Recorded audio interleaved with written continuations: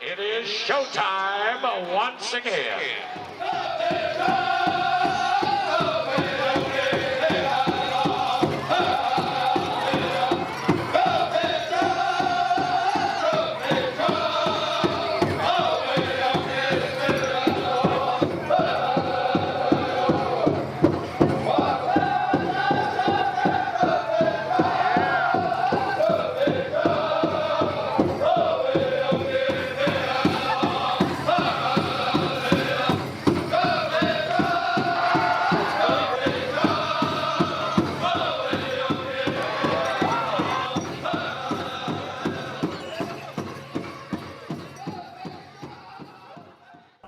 The suicide race is a unique event as far as equine racing goes. The horses line up across the river from the rodeo arena at the top of the hill across from the river, and the starting line is about 70 feet back from the edge of the hill. And the starter lines them up, and they it's a wild and western start. The horses, we don't have any starting gates or any tapes like they do in England that pop up to start the race.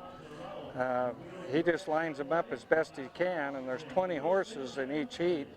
And when he thinks they're all about lined up good, he fires the gun and they take off. And most of the horses are crossbred between the American quarter horse.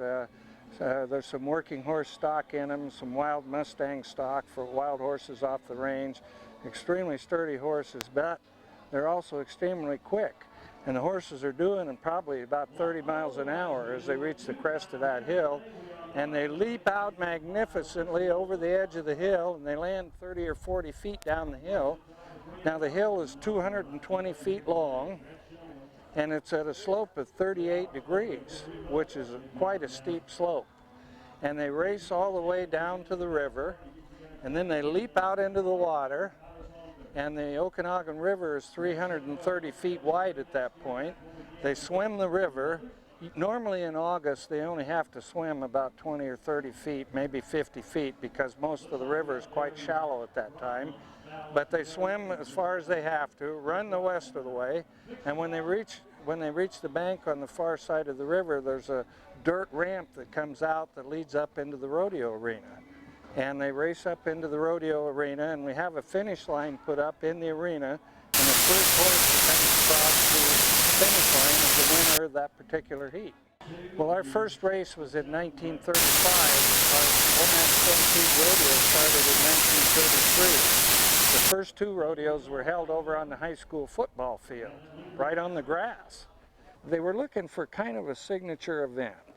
Omak is not a small rodeo. Omak is a medium-sized rodeo in the world. We're not a Calgary or a Pendleton or Cheyenne, but we're not one of the smaller rodeos either. And they thought, we need some kind of exciting event that'll kind of draw attention to Omak, be a signature event. They were looking for this exciting event, and they said, hey, about 150 some miles over the hill here, there's a wild and goofy race over in Keller called the Keller Mountain Race. We ought to do something like that here. And they said, you got a hill right across from the rodeo arena. You could run them down off of that, and it'd be a real exciting event. And they went out and looked at it, and one of the guys says, ride a horse off of that hill, man, that'd be suicide. And that's how they picked the name of the world-famous suicide race.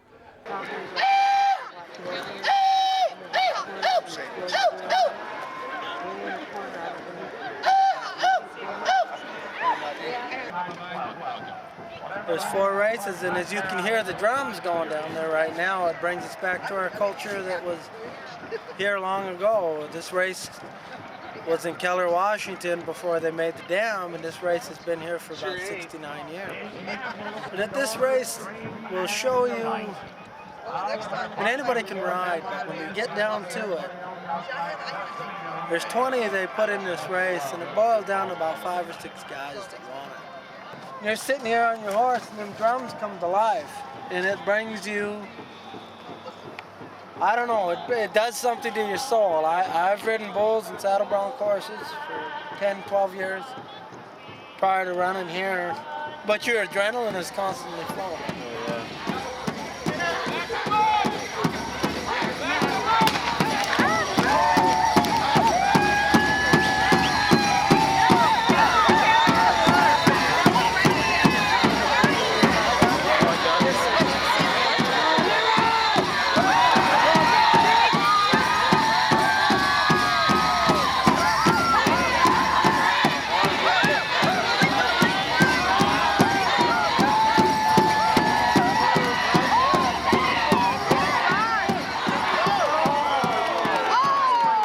My father did it, you know, he was well known to this race, to other competitors, you know, like Casey and Les, they raced against him, you know, they're one of the older guys, you know, they talk about him, you know, they got a lot of respect for him, you know. Yeah, And, my uncles, Aaron and Carrie Carden.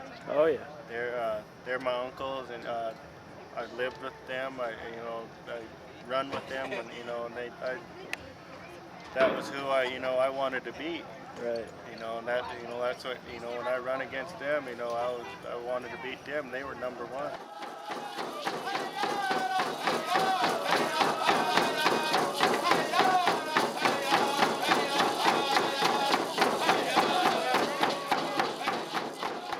Well, there's some mighty wonderful people that are friends of animals. They feel like that man should not do anything for profit or for entertainment with an animal, whether it's a dog show, the Westminster Dog Show, or the Olympic horse racing event. They feel like animals should not be used for anything for profit or entertainment. So they started in 1983 here. They've tried various tactics. There was one group, the Animal Liberation Front, that put a firebomb under our arena, tried to burn the arena down. The only thing is they had several gallons of gasoline stuck with newspapers and wood shavings around them, and they had twisted newspapers leading out to the cigarette, and they lit a cigarette and walked away, and one of the newspapers, when it started burning, it curled up and broke the chain and didn't burn down our arena. Now those people are terrorists. They're the same ones that turn minks loose on college campuses, and we don't really care for that type of people. Most of the people we deal with like the American Humane Society and the Progressive Animal Welfare Society, they're really pretty good people. We just feel like their views are a little misguided as to our race. They don't look at the tradition of it. This race, it's a tradition here. It's grown where 80 to 90% of the contestants in it every year are local Native Americans.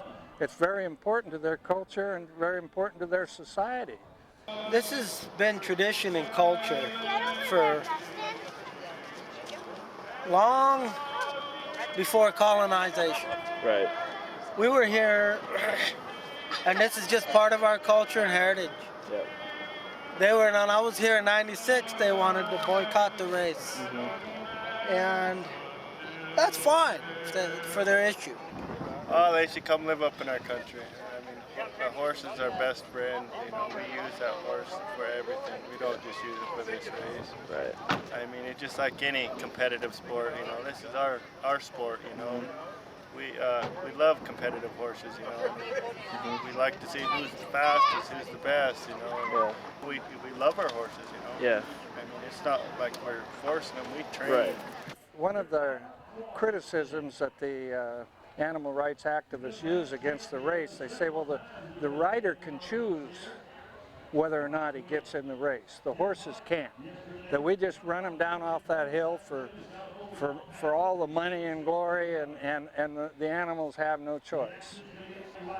In 1992, there was a beautiful white horse in the race that on the Thursday night race, the first night of the race, his rider fell off halfway down the hill.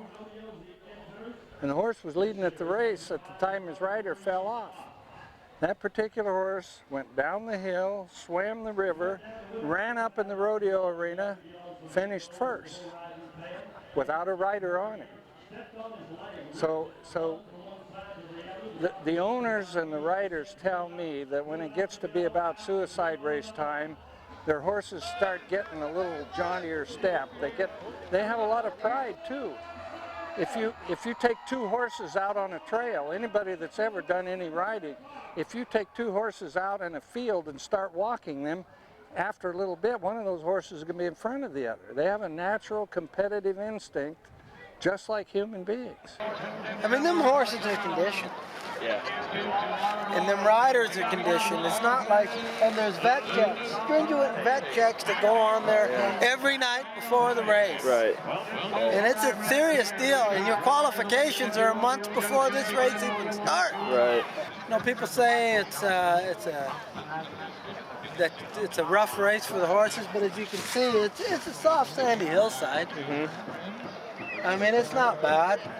We have a wonderful opportunity here in Omak each year to give people a little glimpse of the lifestyle of the Old West with our phenomenal rodeo, and then a little bit of the wonderful and amazing culture of the Native American with the powwow and the world-famous suicide race. So we don't really have any problem with them. What we do is we try to intelligently answer their concerns and answer their questions. They're concerned about the fate of the animals. These animals are actually better treated than a lot of family members to some of the people that own them. They buy these horses as little colts. They raise them up into the big magnificent animals they are. No horse will run off that hill that doesn't want to run off that hill. We don't allow it, and the horses won't do it. There's been several broken collarbones, a few concussions, broken arm or two, but nothing serious. Live to race, race to win, you know, that's our slogan. Yeah. It's about heritage and culture. And unless you can wipe out the Indian altogether, you'll never wipe out this race. You can get tired of the World Series. You can get tired of the Super Bowl. But I'll guarantee you, on almost any evening, the second weekend of August in Omak, Washington, nearly everybody in the county, when that gun goes off, is looking up at that hill, watching those horses make that magnificent leap. It's exhilarating and exciting and thrilling no matter how many times you've seen it.